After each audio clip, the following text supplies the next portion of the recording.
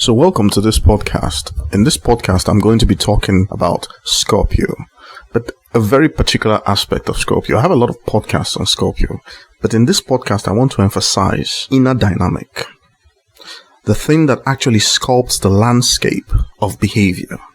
Because Scorpio as a sign is an archetype, and the archetype is what I call a distributed light. And simply what that means is that it is a pattern of wiring in your head, so that it is descriptive actually of a dynamical system. All right? That's the way to map astrology into modern science. It's a dynamical system, meaning you can write an equation that says that a ball rolls down a hill at a particular velocity or whatever it is. You can write an equation that says force is equals to mass times acceleration. But that is a descriptive process, meaning you are describing something that doesn't have an instance yet. But when you observe something happening, it follows the rule of force equals to mass times acceleration. So what you're describing really isn't a particular thing or object. You are describing a property of the universe that we live in. All right? And that's what, when you say the laws of nature or the laws of physics or the laws of mathematics, whatever it is, a consistency relationship is an observable fact of the universe that we live in. Okay? And if that consistency is shown to hold for all time, then it means that you have now discovered a beautiful truth. These astrological signs that I call distributed lights, they're dynamical systems, right? And they represent dynamical systems that capture the essence of a particular type of beautiful truth. That the truth itself is a property of complex dynamical systems, meaning organized complexity. That's really what it is. So, in the archetype of Scorpio, the attempt is to describe something that a property or a behavior of the universe that lies very deep. And that's what we're going to talk about in this podcast. That's what the entry point into the discussion is going to be.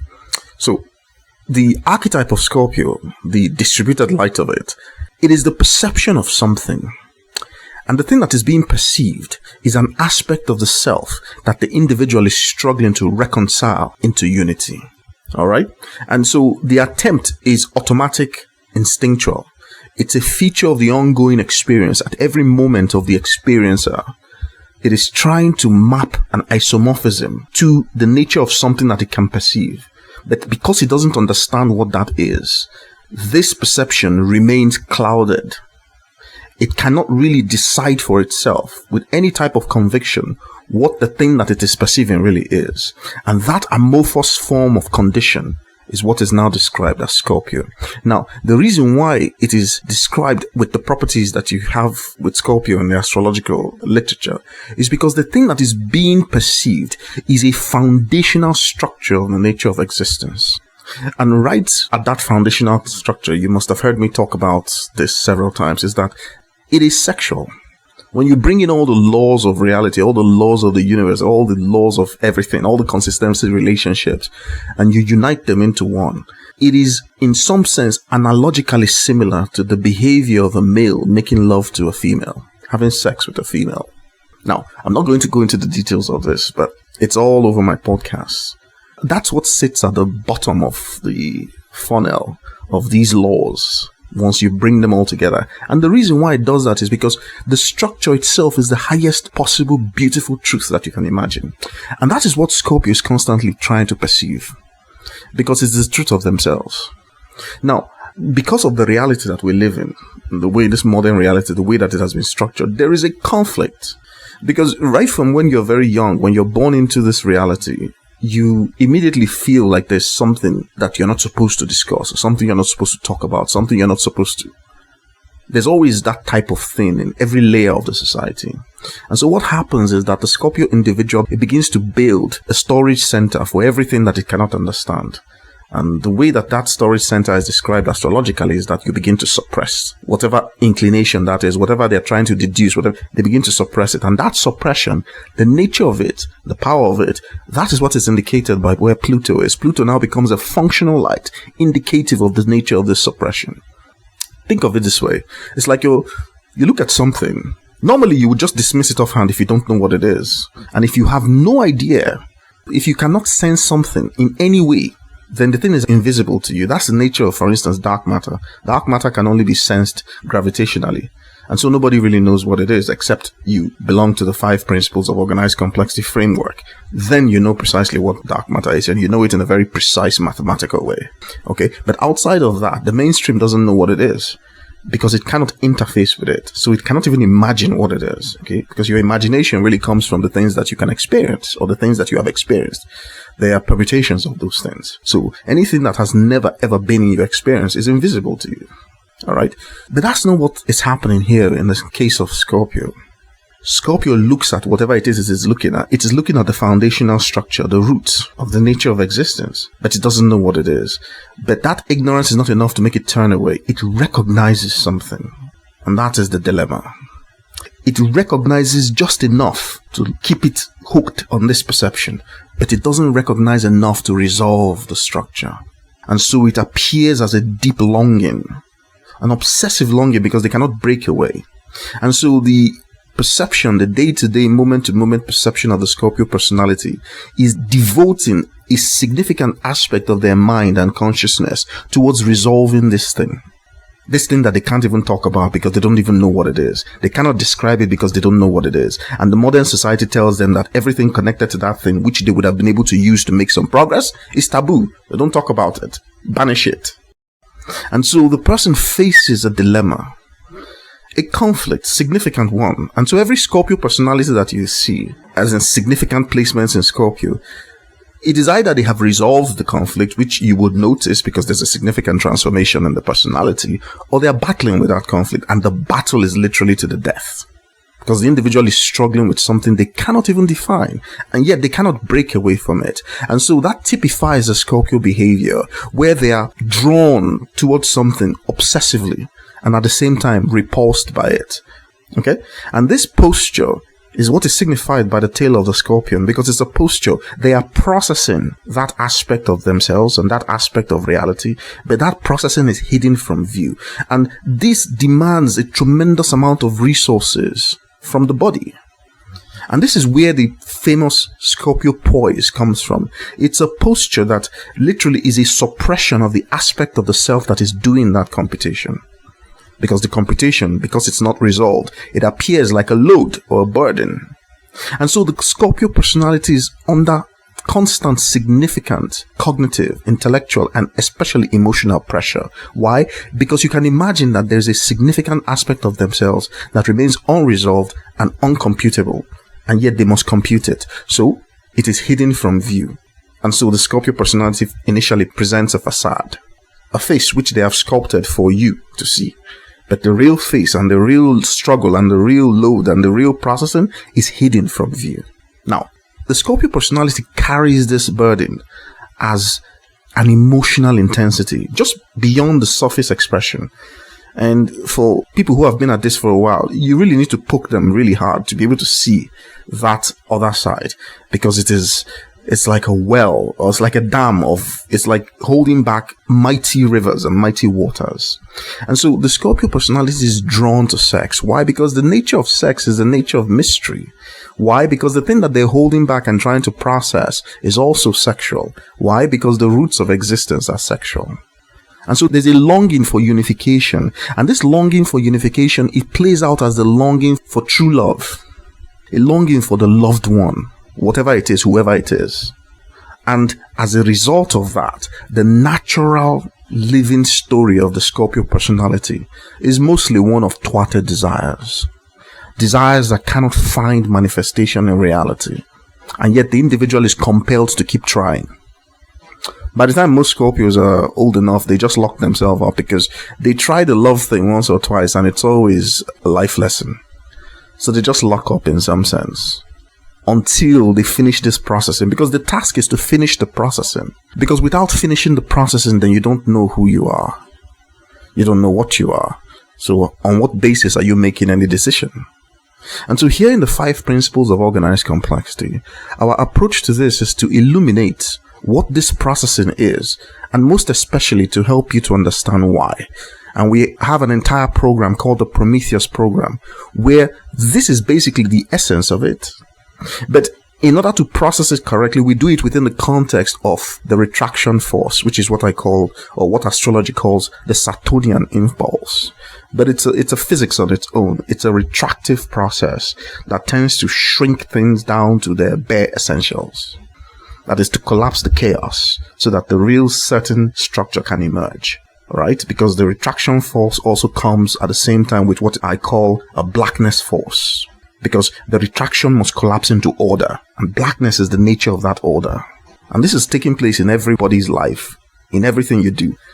When you don't understand something, you are in a state of confusion, and then when you get it, then it collapses into order, which means that there is a process of retraction that has taken place, and a process of blackness that has infused it to bring out the order and the intelligence from it, which is what you get. That's why you have neuromelanin in your brain. Where do you think it comes from? What do you think it's doing there? Without it, can you imagine? The whole world would dissolve into confusion. You wouldn't understand anything. You wouldn't be able to make any of the connections. So when people say that blackness is intellectually inferior, you now understand what you're listening to. You're listening to the height of ignorance. That's what you're listening to, even though you may not know. Okay? So this type of process is happening with the Scorpio personality all the time. They're processing this thing which they don't understand, but they understand it just enough to become hooked on it. It's an obsession. It's a kind of, some type of addiction. And if they're not careful, most Scorpios will build addictions around these pathways, these obsessive pathways. But what they're really looking for is resolution. And they want to understand it. It means that they have a secret nature. And the secret nature is like, it's similar to, if you're a man, it's similar to the entry into a vagina. If you're a woman, it is similar to being entered into by a penis. It has nothing to do with, what we call sex per se. It's far more than that. It is an entire physics on its own. And it's not a metaphysics, which is, you would say, things that are speculative and without evidence. It is a mathematical physics. Demonstrable, provable. You understand? That's the aspect of reality that has been banished in order to build what you have as the modern reality. Because banishing it means banishing the nature of blackness, so that in your head, there are many aspects of understanding waiting to be resolved. But because the blackness force and the retractive aspect of it has been banished from existence, everyone is walking around with fog in their heads. They cannot see anything correctly. They cannot see anything clearly. Most importantly, they cannot see themselves clearly. So they have no real idea what is going on. And then in the absence of that, everyone begins to tell whatever type of story they feel comfortable with. That's what's going on. But at some point in time, blackness is proven. Listen to this. It's not a theory. It's not a speculation. In the organized complexity framework, it is proven to retract and collapse whatever type of chaos that can be. It doesn't matter how it is. It doesn't matter how noisy it is. It will collapse it into order. That's why you exist. It's why everything exists. It's why life is possible. Because life is organized complexity. Living systems are the most complex things known. And the most complex of all the complex things known is your human brain. Your central nervous system. There is no complexity that is known that is greater than it at this point. Alright? And the reason why that complexity is able to scale up and become what it is because of what I've just described to you. Its job is to zoom into things that are not clear, and then to collapse the chaos into order. That's how human beings understand things. That's where your self-awareness comes from. And the Scorpio personality is doing something like this, even more than most, very deeply all the time. They are processing it with an emotional intensity that represents the type of intensity that is carried in the psyche by Scorpios. And so the type of placement or functional light you have in Scorpio is telling you how you are drawing from that. Because ultimately what happens is that on the ascendant, when anybody is born, whatever the sign that sits on the ascendant, what is really coming into existence is Scorpio. That's it. But the human is born in a state where they're not ready sexually. So they need to learn about the nature of power and sex, so that by the time they reach adulthood, they have understood it. Why? Because the core, which I call the core, the sexual core, is a very powerful thing. And if you don't understand it and give it the respect that it deserves, then you will be very destructive with it. So that's really what it is. Now, when the Scorpio goes into a relationship with anything or anyone, they initially do so by blocking off, or in the state where they have blocked off a huge part of themselves. So the person that you know is not really the person that you're seeing. The person has a hiddenness to their nature. Huge. And before you really think to be serious about a Scorpio personality, you have to see that hiddenness, because that's the real person. And so when people begin to engage with that hiddenness, the entire thing begins to come out as an emotional intensity. And most of it is fear. The fear of not being able to possess something. The fear of abandonment. The fear of betrayal. The fear of death. And these are the emotions that are stirring. Why? Because the core is very, very, very powerful. It's literally like the source code. You can feel very strongly the blackness force and its ability to organize and pattern things. But if you don't know what it is, you would simply just be retracting it. The entire thing you'd be a chaos agent or a kind of destructive agent, which is why the type of destruction that Scorpios can pull, wow. Okay? But the idea with the 5 principles and these podcasts and these teachings is to help you understand what is going on so that you can become a much better person. Not for anything else, not for the sake of, for your sake of pleasure, enjoyment. Because being able to connect with the soul, that is the most enjoyable thing that is possible. That's really what it is. Because ultimately, what is it that a Scorpio personality really wants? It's true love. Absolute order and organization, organized complexity, beautiful. Do you understand? And the process of achieving that is a collapse. So you can think of many types of collapses. You can think of the collapse of a star. You can think of the collapse of this or the collapse of that. Every collapse is the same type of thing. It has reached a point of maximal chaos. The universe can no longer tolerate it. So it pokes it with something, or it twists it or something so as to collapse it. And out of that chaos emerges order. That's what the universe does, Like, I have a paper where I recently published what is going to happen to modern society. It is going to collapse. And out of that collapse will emerge the real thing, the real success of humanity. You understand? And the same thing is happening in individuals. In almost all the natal charts that I look at, you have to create the chaos that you now eventually collapse into the order, the story of your life. So your natal story is really how you create these things and how you collapse them. Big people with big destinies or with big stories or whatever it is, every story is big. But some people's reality involves creating a tremendous amount of chaos. Well, if they don't understand why, then that chaos will just be falling on them. And they'd go around wondering what the hell is happening. Some people even dream up all sorts of things about being attacked by different types of things.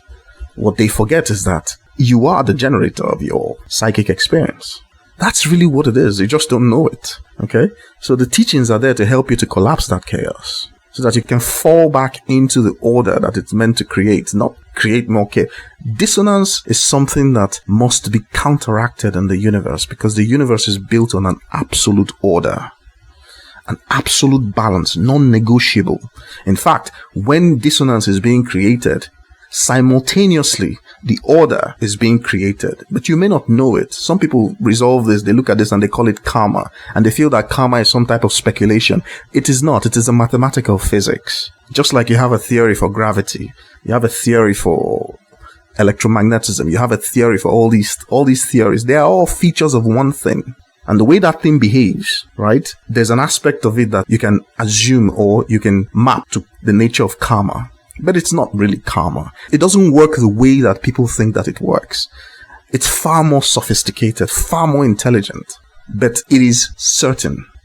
In fact, when you're looking at the Newton's law that says for every action there's an equal and opposite reaction, it's a very simplified form of what is going on. And that thing has been known for tens of thousands of years. Newton gave it a new form and launched it as a mathematical physics, classical physics. But the underlying principle behind it has been known for tens of thousands of years. In fact, the underlying principle itself is a statement regarding the full global structure of the universe. The cosmic structure, that the universe must maintain an infinite reach. It must be geometrically flat, and its net energy expression must be zero. Now, these conditions sound very technical, but the reality of it is that it is the principle of balance. And simply what that means is that if you create a ripple in one direction, there is another ripple immediately brought into existence to nullify it. And this is happening instantaneously, even before the speed of light. The speed of light is basically just the transmission of the signal. But the universe doesn't wait for light. It already knows what it is. You understand? That since light is the way that we interact, Our beingness is basically electromagnetic. Our consciousness is electricity in our brains. So we need to wait for the speed of light, despite the fact that the thing that we're waiting for, the certainty of it has already occurred. You say, what does this have to do with Scorpio? Well, it has everything to do with Scorpio, because that thing that Scorpio is perceiving right from the moment they can perceive themselves, that's exactly what this is. That's where the fear comes from. They express the fear because they do not understand what they're perceiving. They do not understand what they're connected to. They do not understand why either. And so they begin to look for explanations from their reality that they're experiencing. And they do not have anybody to tell them what it really is. They carry that thing in a state of dissonance. You understand? So this is what I wanted to talk about in this podcast. It's a different type of Scorpio podcast, you know? It's not something that you really hear anywhere else. Because these are not speculations. If you want the access to the theory itself, the mathematical theory and the physics underlying it, you can go to my website under the section Academic Publications. Well, they're preprints anyway, because I don't really publish them in journals. I just publish them on Zenodo and on my site for people to look around, you know, because all I'm describing is the nature of organized complexity, which is the framework of understanding for the future. Everything will fall under organized complexity. No matter what it is that you're studying, it falls under organized complexity, because the one thing that connects everything together is structure and organization. You want to understand why Saturn is important in astrology. Well, that's really what it is. Structure. Alright? But of course, the Saturnian functional light is not alone in the natal chart. You're not an entirely Saturnian being. You have all these other functional lights for a reason. Because all of those functional lights are present as the universal laws that make reality possible, or that keep reality the way that we understand it. Okay? For instance, Uranus is that aspect of reality where you see a flash of what is really going on. But the flash is such that you can't really see you can't really make sense out of it. You need so many flashes, and they come randomly in some sense. So you're going to have to piece it all together. And while you are piecing it together, you're a basket case. Do you understand? So where you see Uranus in your natal chart, you have to understand that that is an area that requires a certain type of patience. Because eventually, when you can connect the ideas, it represents an advancement, an evolutionary advancement in thinking. All right? So if you want deep, detailed insights into the nature of your personality in a way that is just, you've never heard that before, basically. Because we address these things not on the level of mainstream astrology or mainstream. No, you get to hear physics, and cutting edge physics that is not even in the mainstream yet. That when you hear it, you will know that it is true. Why? Because it is predictive. It is predictive. The synthesis itself starts off by being descriptive, but at some point it translates into predictions. Okay, and the predictions are not of things per se. They're of you, the way that you are. And so the idea is that it's a retraction, because when you hear it, it retracts the confusion and it collapses it into order. Awareness, eureka, insight. Aha, now I understand it. That's really what it is. You think that it's just a normal process. It's a force of nature. It's a physics on its own. You see, because you are interacting with the force of blackness. But you don't know, because your reality has told you that blackness is inferior, insignificant, and useless, while it uses it. All right? So that is the dissonance and the potential that has been built up in modern society, which is what is going to trigger the collapse. The collapse is already occurring. You can feel it all around you. The result is order that is going to emerge, but it's a different type of order. It is the realignment of humanity with its cosmic origins and its cosmic destiny. It's what people have forgotten. So they started telling stories of all sorts of stupid things, like human races and human religions and human this and human that. Or every type of story that is meant to break things apart and divide things and separate things. You understand? Because people have forgotten exactly what reality is. And so when the collapse occurs, its goal is only one thing: the unification of every human being on this planet under one knowledge, one truth. And if you think that it is something that is going to happen, you're not thinking about it correctly. It has already happened.